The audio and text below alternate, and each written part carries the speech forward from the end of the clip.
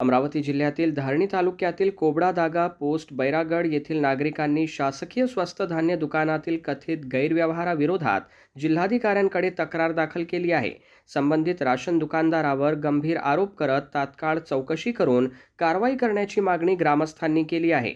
निवेदनानुसार प्रत्येक ration card धारकाला दर महिन्याला 1 किलो तांदूळ आणि 1 किलो गहू कमी दिला जात असल्याचा आरोप करण्यात आला आहे। तसेच स्टॉक उपलब्ध असूनही पूर्ण धान्य न देणे, वेळेवर धान्य वितरित न करणे, 15 दिवसांपर्यंत उशिरा धान्य वाटप करणे आणि शासकीय धान्याचा काळाबाजार केल्याचा आरोपही करण्यात आला आहे। याशिवाय अनेक लाभार्थ्यांचे अंगठे लागत नसल्याचे कारण सांगून त्यांना धान्य नाकारले जाते। तसेच एप्रिल ते जून 2026 या 3 महिन्यांच्या धान्यापैकी केवळ 2 महिन्यांचेच धान्य देण्यात आल्याचा दावा ग्रामस्थांनी केला आहे। उर्वरित धान्य अद्याप मिळाले नसल्याचेही निवेदनात नमूद आहे। राशन वाटपाच्या वेळी लाभार्थ्यांशी शिवीगाळ आणि अयोग्य वर्तन केल्याचाही आरोप करण्यात आला आहे।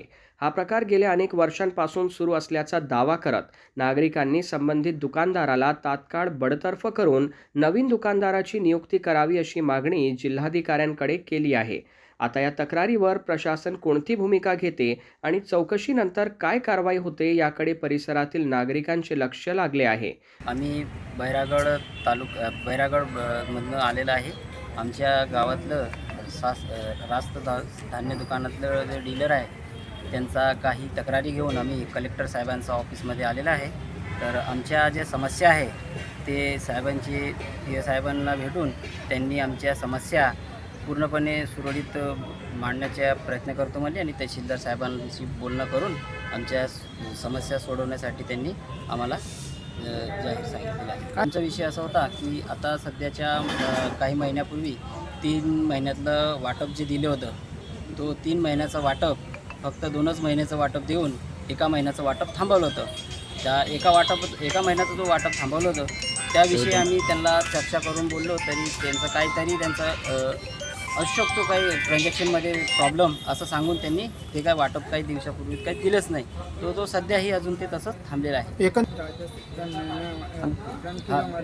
स्वस्त धान्य दुकानामधले राशन वाटपाबाबत ते 3 महिन्याचं जे आलं होतं ते त्यांनी फक्त 2च महिन्याचं वाटप केलं होतं आणि त्याआधी पण आम्ही काही मुद्दे ते तहसीलदार साहेबांसोबत बोललो की बा प्रत्येक महिन्यातलं त्यांनी 2-2 किलो राशन जे आहे ते कपात करून प्रत्येकी जो वाटप असायचा त्याच्यातले 2-2 किलो कपात करून तो प्रत्येकाला द्यायचा।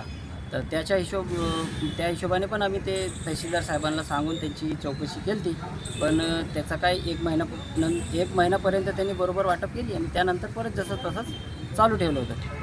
त्याच्याने सगळं गावकरी लोक कंटाळून गेले त्यांना सांगू आणि मग शेवटी त्यांनी आज कलेक्टर साहेबांचं ऑफिस अमरावतीले तिथे येऊन त्यांना आपली समस्या सांगून निवेदन दिलेले आहे।